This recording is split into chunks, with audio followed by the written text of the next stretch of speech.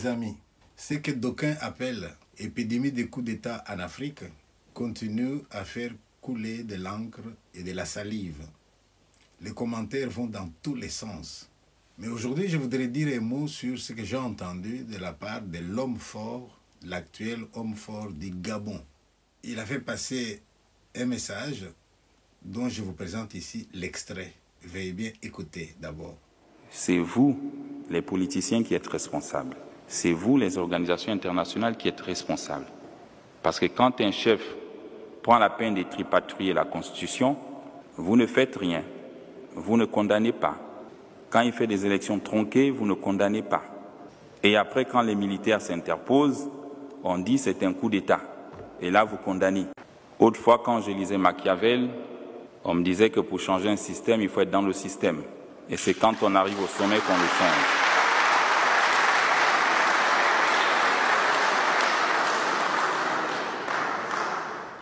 Dans ces discours, je voudrais juste relever deux choses.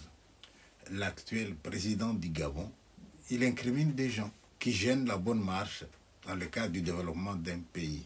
Et parmi ce qu'il incrimine, vous avez bien entendu, il incrimine les autorités africaines qui, une fois au pouvoir, changent des constitutions pour rester au pouvoir le plus longtemps possible. Il incrimine les organisations internationales qui ne réagissent pas à cela. Et à la fin, il dit, c'est justement parce que ces gens-là qui auraient dû réagir ne réagissent pas que finalement l'armée vient à la rescousse. Plus loin dans son message, il dit aussi qu'il a lu Machiavel et il a retenu la leçon. Pour changer le système, il faut être dans le système. Là-dessus, je voudrais dire deux choses. Je n'ai pas poussé loin mes investigations pour savoir si ce qui est dit à propos de l'homme fort du Gabon est vrai ou faux. Il semblerait que lui-même est très proche de Ali Bongo. Il est de la famille. Par conséquent, même en faisant un coup d'État, le pouvoir reste dans la famille. Si tel est le cas, quelle différence avec ce qu'il dénonce? Lorsqu'il dit « il faut être dans le système pour changer le système », est-ce qu'on peut dire qu'un officier militaire de haut rang n'était pas dans le système?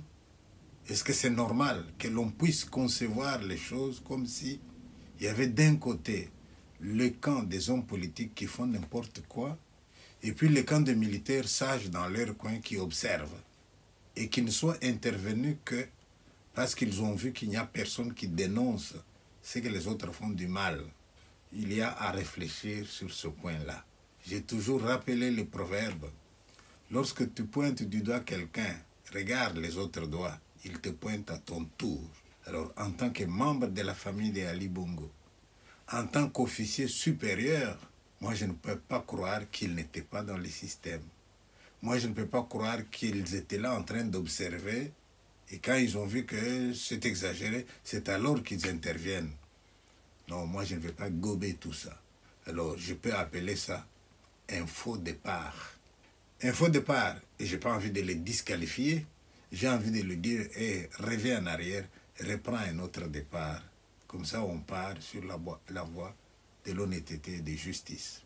Vous avez entendu aussi dans cette vidéo, lorsqu'il dit, pour changer un système, il faut être dans le système, donc je suis dedans pour changer, on entend des applaudissements.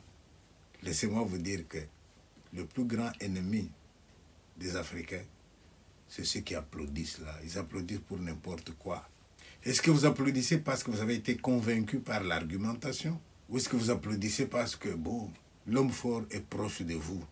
Il faut réfléchir à ça.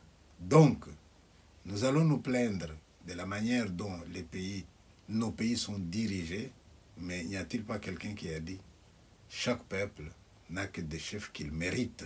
C'est une manière de nous demander d'être vigilants. Ali Bongo, en tant que membre de la famille de son père, eh bien, qu'on le mette de côté, moi, je m'en réjouis. Mais en même temps, pour permettre au Gabon de partir de manière honnête et espérer un avenir radieux, eh bien, l'homme fort doit revoir un peu ce qu'il prétend là. Donc, Dans tous les pays que moi je connais d'Afrique, quand on a été écrasé par les dictateurs, nous avons toujours eu envie de réagir. Mais quand nous réagissons, nous sommes réprimés. Réprimés par qui? Par l'armée. Alors, cessez de nous présenter l'armée comme une instance là, neutre, honnête, qui est de son côté, qui n'intervient que les jours où on se rend compte que trop c'est trop. Sinon alors, comment on peut nous expliquer qu'un officier de l'armée, qui ne touche pas forcément un salaire aussi élevé que celui des ministres, mais quand on regarde dans la ville, on va vous montrer une maison à étage, on vous dit c'est le général tel. Quand on va vous montrer telle plantation, c'est le général tel.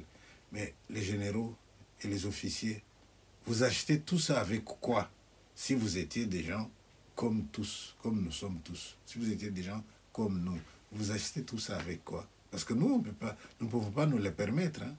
Voilà, c'est ce que je voulais dire. Donc, ma conclusion sur ce point, je voudrais dire que Ali ait été débarqué, moi, ça ne me dérange pas. Et maintenant, sur le nouveau départ, partons sur de bonnes bases. Arrêtons de croire que nous n'avons rien fait. Il n'y a que les autres qui ont tort. Les autres profitent de nos dissensions. Les autres profitent de nos faiblesses. Et dans les faiblesses dont les autres profitent, il y a aussi l'incapacité dans laquelle se trouvent beaucoup de gens de s'interroger eux-mêmes. Donc, l'armée n'a jamais été neutre. L'armée a toujours été inféodée. On nomme souvent les gens qui sont proches de soi. Et quand la population essaie de marcher, de réagir, eh bien, l'armée a toujours été là pour réprimer. Donc, armée, vous avez votre part de responsabilité. Si c'est cela que vous pouvez retenir de cette vidéo, eh bien, j'aurai atteint mon but. Vous dire, vous avez une part de responsabilité. Et comme vous avez une part de responsabilité dans ce que vous allez entreprendre pour l'avenir, que faire pour que l'armée soit aussi une armée du peuple, l'armée soit à l'écoute de la population, l'armée ne soit pas là pour réprimer et permettre alors aux dictateurs de régner autant d'années qu'ils ont régné. Sinon alors, je pourrais vous poser la question, le papa 41 ans de pouvoir, le fils 14 ans de pouvoir, total plus de 50 ans de pouvoir, mais où était l'armée? Où était l'armée tout ce temps? Je vous remercie.